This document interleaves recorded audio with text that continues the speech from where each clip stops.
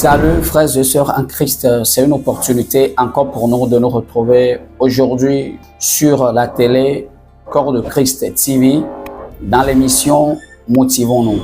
Aujourd'hui nous allons parler d'une femme, nous allons parler de la foi d'une femme, une femme très sereine, une femme qui a souffert pendant tant d'années, mais quand elle a rencontré Jésus, sa situation a changé.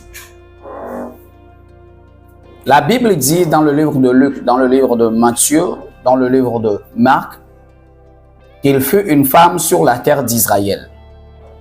Et cette femme souffrait d'une maladie qu'on appelait la maladie de perte de sang pendant 12 années. Et cette femme, un jour, elle entendit des cris. Les gens criaient. Et elle voulait savoir le pourquoi les gens criaient. Et quand elle a fait ces investigations, c'est Jésus qui est en train de passer, le Messie de l'humanité, celui-là qui a donné sa vie pour tout le monde, celui-là, par ses meurtrissures, nous sommes guéris. Il passait. Cette femme, la Bible a dit qu'elle était malade 12 années et elle souffrait. Les médecins ont tout fait, elle a dépensé de l'argent. Elle est devenue maintenant une pauvre, puisqu'elle était riche. Mais les dépenses ont fait qu'elle est devenue une femme pauvre. Elle ne sait où donner la tête, elle ne sait à quel sein se vouer.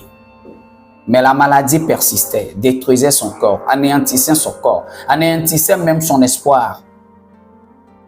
Mais le jour-là où elle a entendu des cris, elle a entendu où des gens bousculaient quelqu'un, elle s'est posé la question de qui s'agit-il? Et c'était Jésus qui passait. Et cette femme a dit en elle qu'elle n'a même pas voulu d'aller au devant de Jésus pour lui dire « Seigneur, guéris-moi, Seigneur, fais-moi un miracle. Seigneur, touche-moi pour que je sois guéri. » Mais elle a dit « Même si je touche les franges de la robe de Jésus-Christ, je suis sûr que je serai guéri.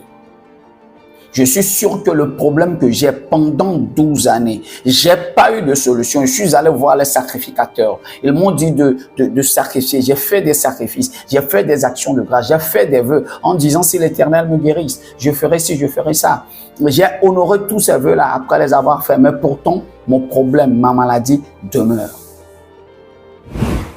Cette femme, elle est allée de derrière Jésus-Christ. Bien sûr, les gens touchaient Jésus. C'est ce que la Bible a dit, que les gens le bousculaient. Plusieurs personnes touchaient Jésus. Parce que Jésus, en ce temps, tout le monde veut le voir. Ses enseignements impactaient beaucoup de personnes. Même quand il finit d'enseigner, s'il y a les démoniaques dans ce lieu, les gens commencent à recevoir la guérison, la délivrance. Ce qui est aujourd'hui rare, qu'on trouve dans les églises. Et cette femme est allée de derrière Jésus. Et par la foi, par cette conviction de guérison, quand elle a touché la frange de la robe de Jésus-Christ, elle est guérie instantanément. Je voulais en venir au soit un frère, soit une sœur. Tu es dans un problème pendant des années. Le problème n'est pas réglé. Tu en as parlé au pasteur, tu en as parlé à ton père spirituel, tu en as parlé à une soeur, à un frère, tu as prié, tu as jeûné, tu es allé à la retraite, tu as dépensé même de l'argent pour ce problème. Le problème est toujours sur le tapis. Mais laisse-moi te dire que tous ceux qui bousculaient Jésus, touchaient Jésus, rien ne changeait dans leur vie. Parce qu'ils ont bousculé Jésus, non pas par la foi, mais ils l'ont bousculé simplement parce que Jésus passait, tout le monde veut le toucher pour qu'on dise que moi-même je l'ai vu, je l'ai touché.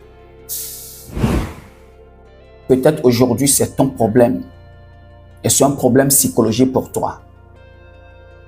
Laisse-moi te dire que tu dois sortir de cette posture de toucher Jésus comme toute autre personne, mais tu dois toucher Jésus par la foi. Le pasteur a prié en vain pour toi, n'est-ce pas? Tu dis que c'est fini. Parce que l'onction que dégageait mon père spirituel, il ne peut jamais prier en vain.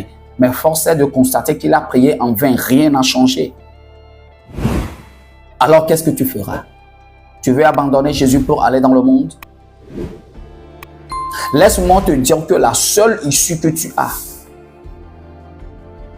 c'est de passer par derrière Jésus-Christ. C'est de toucher la frange de la robe de Jésus en ce moment. Quelle que soit la durée de ton problème, laisse-moi te dire que quand tu vas toucher la frange de la robe de Jésus ce matin ou cet instant, n'importe où tu te trouves sur cette terre, ton problème va changer. Il y aura un changement immédiat, instantané. Il y aura un changement spectaculaire comme cela s'est passé. La Bible a dit que Jésus a posé la question de savoir, mais qui m'a touché? Et les apôtres étaient étonnés parce que tout le monde le touchait. Les apôtres étaient étonnés parce que Jésus était entouré d'une foule qui le bousculait. Mais quelqu'un l'a touché particulièrement. Jésus a dit, j'ai senti une force sortir de moi. C'est de cette force-là que tu as besoin pour ta guérison, pour le changement de ton problème, pour ta délivrance, pour la restauration de ton foyer, pour la restauration de ta situation financière, économique, pour la restauration de ta situation dans laquelle tu te trouves. Tu as besoin que cette force-là sorte de Jésus. Maintenant, à toi de le toucher. Cette femme n'a demandé la permission à personne. Elle n'est pas allée voir un sacrificateur.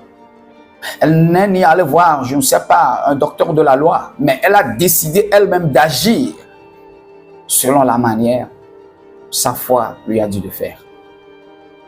Aujourd'hui, qu'est-ce que toi tu ressens, toi, envers Jésus, le sauveur de l'humanité? Laisse-moi te dire que tu seras rétabli dans la situation dans laquelle tu te trouves. Parce que Jésus le fait. Il est capable. C'est lui seul qui l'accomplit. Alors vas-y, touche la frange de sa robe et tu seras guéri. Tu es béni ce matin. Apôtre Zion, dans l'émission Motivons-nous. Dieu te bénisse abondamment. Shalom, shalom, shalom.